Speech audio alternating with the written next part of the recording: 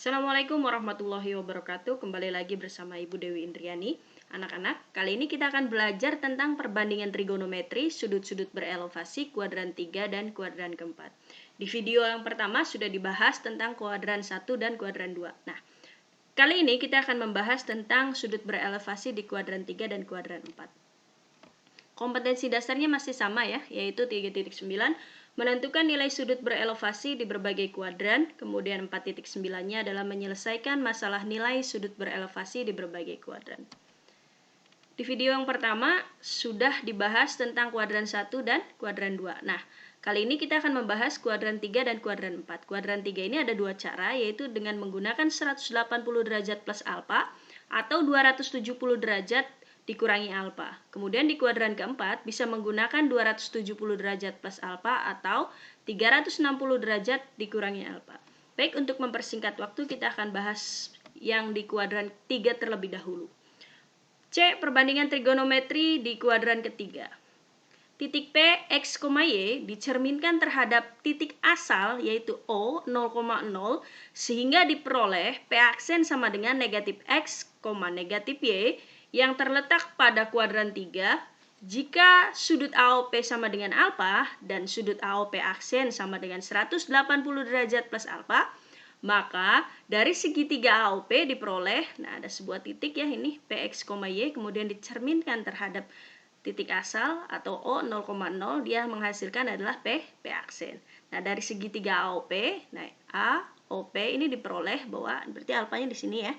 Sin alfa ini akan sama dengan Y per R. Nah, alfa, kita tahu bahwa alfanya di sini ya, Y per R, yaitu sisi depan berbanding sisi miring. Kemudian cos alfa sama dengan X per R. Cos, kita tahu cos itu adalah perbandingan dari sisi samping dengan sisi miring, berarti X per R. Kemudian tangan alfa yaitu Y per R. Tangan itu adalah perbandingan dari sisi depan dengan sisi samping. Sisi depannya Y, kemudian sisi sampingnya adalah X. Nah, dari segitiga AOP aksen ini diperoleh bahwa sin 180 derajat plus alfa ini akan sama dengan negatif Y per R atau negatif Y per R atau sama dengan negatif sin alfa. Kemudian cos 180 derajat plus alfa ini akan sama dengan negatif X per R atau negatif X per R atau sama dengan negatif cos alfa. Dan tangan 180 derajat plus alfa ini akan sama dengan negatif Y per negatif X. Atau negatif dibagi negatif kan positif, berarti Y per X. Ini akan sama dengan tangan alfa. Gitu ya. Nah, tadi untuk yang 180 derajat plus alfa. Bagaimana untuk yang 270 derajat dikurangi alfanya? Oke. Selain menyatakan perbandingan trigonometri pada kuadran ketiga sebagai 180 derajat plus alfa, juga dapat dinyatakan sebagai 270 derajat dikurangi alfa. Perhatikan gambar di bawah ini, titik P aksen, negatif X, negatif Y yang terletak pada kuadran ketiga jika sudut POB sama dengan alfa dan sudut AOP aksen sama dengan 270 derajat dikurangi alfa, maka dari segitiga POB diperoleh segitiga POB ya. Berarti ini POB. Akan diperoleh sin alfa ini akan sama dengan X per R, kemudian cos alfa dia akan sama dengan Y per R, tan alfa dia akan sama dengan X per R. Nah, dari segitiga AOP aksen ini diperoleh bahwa sin 270 derajat dikurangi alfa dia akan sama dengan negatif Y per R. Ini akan sama dengan negatif Y per R sama dengan negatif cos alfa. Kemudian cos 270 derajat dikurangi alfa dia akan sama dengan negatif X per R.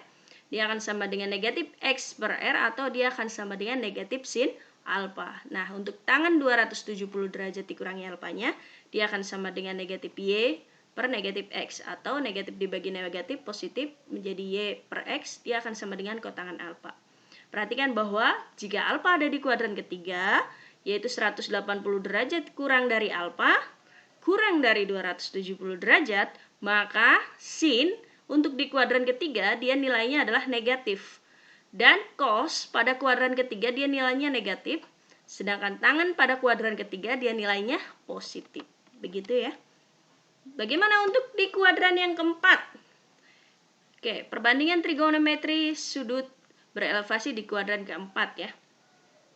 Titik P, X, Y dicerminkan terhadap sumbu X sehingga diperoleh P aksen sama dengan X, negatif Y yang terletak pada kuadran 4 jika sudut POB-nya sama dengan alfa dan sudut AOP aksennya sama dengan 270 derajat plus alfa, maka dari segitiga POB diperoleh, dari segitiga POB ya, ini berarti alfanya di sini. Ini akan diperoleh sin alfa, yaitu sin sisi depan dengan sisi miring, berarti X per R. Kemudian cos alfa, yaitu cos adalah sisi samping dengan sisi miring. Sisi sampingnya ini adalah Y, sisi miringnya adalah R, berarti Y per R ya. Kemudian tangan alfa ini akan sama dengan X per Y. Tangan alfanya, yaitu sisi depan dengan sisi samping. Sisi depannya adalah X, kemudian sisi sampingnya adalah Y, gitu ya. Nah, dari segitiga AOP aksen, ya ini AOP aksen, ini akan diperoleh sin 270 derajat plus alfa, dia akan sama dengan negatif Y per R, dia akan sama dengan negatif Y per R, dia akan sama dengan negatif cos alfa. Kemudian cos 270 derajat plus alfa, dia akan sama dengan X per R, dia akan sama dengan sin alfa. Kemudian untuk tangannya, yaitu 270 derajat plus alfa, dia akan sama dengan Y per X, dia akan sama dengan negatif kotangan alfa. Nah, bagaimana untuk yang 360 derajat dikurangi alfanya? Tadi kan sudah dibahas ya untuk yang 270 derajat plus alfa. Nah, selain dengan 270 plus alfa, perbandingan trigonometri pada kuadran keempat dapat juga dinyatakan dengan 360 derajat dikurangi alfa. Dan negatif alfa atau sudut negatif ya. Perhatikan gambar berikut. Titik P, X, Y dicerminkan terhadap sumbu X sehingga diperoleh titik P aksen sama dengan X, negatif Y pada kuadran keempat. Jika sudut AOP sama dengan alfa dan sudut AOP aksen sama dengan 360 derajat dikurangi alfa, maka dari segitiga AOP diperoleh dari segitiga AOP diperoleh sin alfa sama dengan Y per R, kemudian cos alfanya sama dengan X per R, tangan alfanya sama dengan Y per X.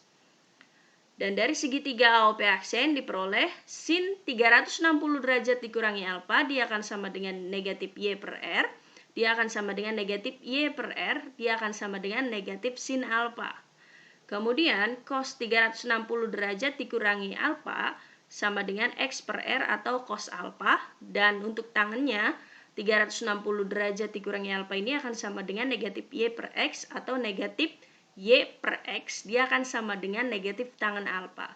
Perhatikan bahwa jika alfa ada di kuadran keempat, yaitu 270 derajat kurang dari alfa dan alfa kurang dari 360 derajat, maka sin di kuadran keempat dia nilainya negatif.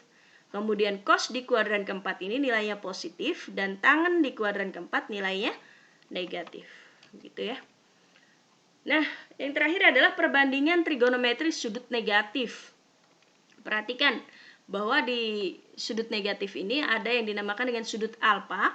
Sudut alfa ini adalah sudut yang diperoleh dari perputaran berlawanan arah dengan perputaran jarum jam. Jadi kalau alfa ini dia adalah berlawanan arah dengan jarum jam. Kalau jarum jam dia memutar ke arah kanan, berarti sudut alfanya dia memutar ke kiri. Sedangkan sudut negatif alfa adalah sudut yang diperoleh dari perputaran searah dengan jarum jam. Itu ya, berputar ke kanan ya. Oke, perhatikan titik P, X, Y dicerminkan terhadap sumbu X sehingga diperoleh P aksen sama dengan X, negatif Y pada kuadran keempat jika sudut AOP sama dengan alfa dan sudut AOP aksen sama dengan negatif alfa, maka dari segitiga AOP diperoleh sin alfa. Oke. Sini ya, sin alfa sama dengan Y per R, kemudian cos alfa sama dengan X per R, dan tangan alfa sama dengan Y per X. Nah, dari segitiga AOP aksen ini diperoleh bahwa sin negatif alfa dia akan sama dengan negatif Y per R, dia akan sama dengan negatif Y per R, dia akan sama dengan negatif sin alfa. Kemudian cos negatif alfa dia akan sama dengan X per R, atau dia akan sama dengan cos alfa. Sedangkan tangen negatif alfa, dia akan sama dengan negatif Y per X, atau sama dengan negatif Y per X, atau sama dengan negatif tangen alfa. Baik, untuk lebih jelasnya kita sudah langsung Ibu rangkumkan ya untuk di kuadran 1, kuadran 2, kuadran 3, dan kuadran keempat. Nah, ini ada di kuadran 1 ya. Rumusnya ini yang harus dihafalkan adalah ini. Kalau tadi yang dijelaskan kalian belum paham, kalian harus paham ininya saja. Kemudian di kuadran 2 ini ada sin 90 derajat plus alfa dengan sin 180 derajat kurang alfa. Ini adalah kuadran 2 ya, kuadran 2. Kemudian ini ada di kuadran 3. Ini juga di kuadran 3. Ini di kuadran keempat. Ini juga di kuadran keempat, sedangkan ini adalah sudut negatif. Gitu ya. Ini yang harus dihafalkan nih semuanya, rumus-rumusnya. Nah, Ibu juga sudah merangkumkan tabel trigonometrinya di setiap kuadran. Nah, untuk di kuadran pertama, semuanya sin cos tan itu bernilai positif. Untuk di kuadran kedua, yang positif hanya sin, yang lainnya negatif. Sedangkan untuk di kuadran ketiga, yang positif itu tangen. Sedangkan sin dengan cos dia bernilai negatif. Nah, di kuadran keempat, yang positif itu hanya cos. Sedangkan sin dan tangennya dia bernilai negatif. Gitu ya. Baik, untuk lebih jelasnya kita langsung ke contoh soal. Tentukan nilai trigonometri berikut. Yang pertama adalah A cos 210 derajat, kemudian B tangen 315 derajat, kemudian C sekan 300 derajat, D cos negatif 60 derajat. Baik, penyelesaiannya adalah, nah, untuk cos 210 derajat ini kita tahu bahwa dia adalah penjumlahan dari 180 derajat ditambah 30 derajat. Nah, kita pakai rumus yang ini ya, yang cos 180 derajat plus alfa, dia akan sama dengan negatif cos alfa. Berarti dia akan sama dengan negatif cos 30 derajat. Nah, alfanya kan 30 ya. Nah, kita tahu bahwa cos 30 derajat itu adalah setengah akar 3. Karena di sini ada negatif, maka hasilnya adalah negatif setengah akar 3. Dan ini ada di kuadran ketiga. Kemudian yang B yaitu tangen 350 derajat. Nah, tangen 350 derajat ini adalah penjumlahan atau pengurangan dari 360 derajat dikurangi 45 derajat. Nah, kita pakai rumus yang ini ya, yaitu tangen 360 derajat dikurangi alfa, dia akan sama dengan negatif tangen alfa. Oke, berarti di sini adalah alfanya 45 derajat. Berarti kalau negatif tangen alfa berarti negatif 45, negatif tangen 45 derajat. Tangen 45 derajat itu 1, karena ini di negatif, maka dia hasilnya adalah negatif 1. Ini ada di kuadran keempat. Baik, bagaimana dengan sekan 300 derajat? Nah, sekan 300 derajat ini adalah pengurangan dari sekan 360 dikurangi 60 derajat. Nah, hasilnya adalah sekan 60 derajat. Nah, sekan ini adalah kebalikan dari cos, berarti 1 per cos 60 derajat. 1 dibagi, kita tahu bahwa cos 60 derajat itu adalah setengah. 1 dibagi setengah, 2. Begitu ya, jadi hasilnya adalah 2. Ini ada di kuadran keempat. Bagaimana dengan sudut negatif nomor D? Cos negatif 60 derajat, dia akan sama dengan cos 60 derajat, yaitu setengah. Ya. Ini ada di sudut negatif. Begitu ya anak-anak. Coba diperhatikan lagi tadi yang sudah Ibu rangkum. Ya, yang ini. Nah, ini dia. Ini yang harus dihafalkan ya. Nih, tadi kenapa negatif cos negatif 60 derajat hasilnya cos 60 derajat. Nah, ini pakai rumus ini. Cos negatif 60. Cos negatif alfa dia akan sama dengan cos alfa. Begitu ya. Tadi yang nomor D ya. Oke. Silakan untuk lebih jelasnya kita akan mengerjakan asah kemampuan. Ada 4 soal. Kalian kerjakan, kemudian kirimkan jawaban kalian melalui Classroom. Terima kasih atas perhatiannya. Mohon maaf apabila ada kesalahan. Kurang dan lebihnya Ibu mohon maaf. Assalamualaikum warahmatullahi wabarakatuh. Terima kasih. Selamat belajar anak-anak.